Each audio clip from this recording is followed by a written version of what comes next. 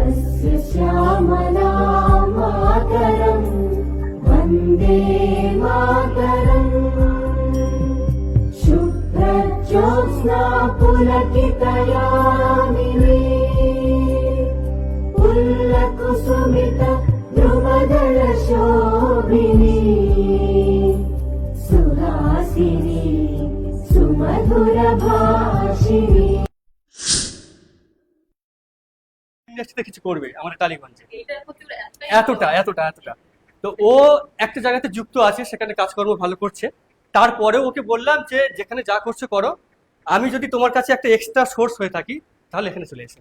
ও সেই সুবাদে এসছে, তাই তো আসিস স্নেহাসিস। আর এ হচ্ছে একেবারে আমার ঘরের ছেলে, পাড়ার ছেলে। ভালো নাম কি? পাপাই। পাপাই একদম প্রথম টাইম ও এসেছে। আগে একটা প্রোডাকশনের সঙ্গে যুক্ত হয়েছে, তারপরেও আমার কাছে এসেছে। আর এই ছেলেটি হচ্ছে অমিত। এ হচ্ছে 5 বছর কি 19 সাল থেকেই আমার সঙ্গে যুক্ত আছে, মাঝখানে 19 সাল। হ্যাঁ হ্যাঁ 19 সাল, ঠিক আছে। তো মোটামুটি সবাইকে আপনার নাম? আচ্ছা কাকদ্বীপ। আচ্ছা মানে খুব চেনা চেনা লাগছে। এই প্রফেশনে কাজ করেন কি? আমি 2018 থেকে 18 থেকে থিয়েটার করেন? থিয়েটার করেছি, কাকদ্বীপ থিয়েটার।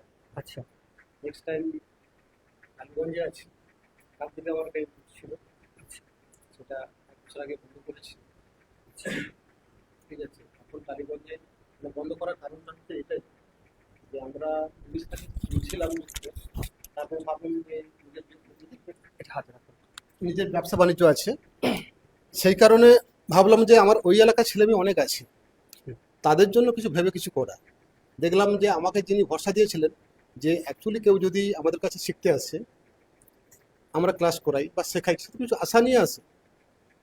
সেই জন্যে এই আমাদের ট্রেন যাতায়াত যে সমস্যা আছে আমাদের কাকদ্বীপের জন্য, একটা বাচ্চা ছেলে নিয়ে আসতে গেলে একটা গার্জেন আসতে হবে, সেটা ভেবে ওখানে করেছিলাম।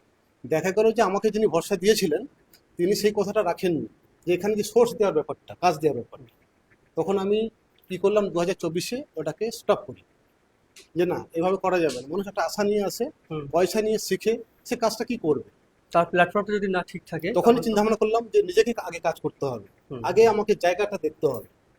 আমি 2024 থেকে পড়ে আছি, এখনো পর্যন্ত কিছুটা সোর্স সুপারিশ করে কাজ করতে পেরেছি।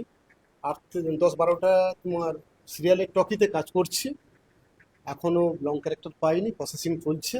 যদি আগামী দিনে ভাগ্য, কপাল আর সহযোগিতার যদি ভরসা পাই তাহলে করতে পারবো, এটুকু আশা আছে। আজকের আসার উদ্দেশ্য হলো আমার রনিতার সঙ্গে আমার অনেক দিনের পরিচয়, পুরনো বন্ধু, দাদা, সব কিছু। তো ও আমাকে বললো যে একটা এই ব্যাপার আছে, আলোচনা করব।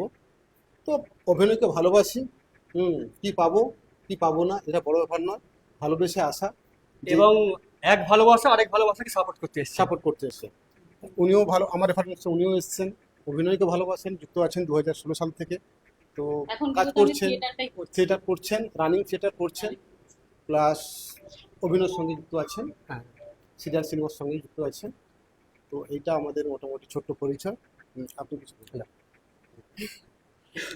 নতুন করে তো আর কিছু বলার নেই, আপনি তো বলেই দিলেন আমি কত সাল থেকে কাজে আছি।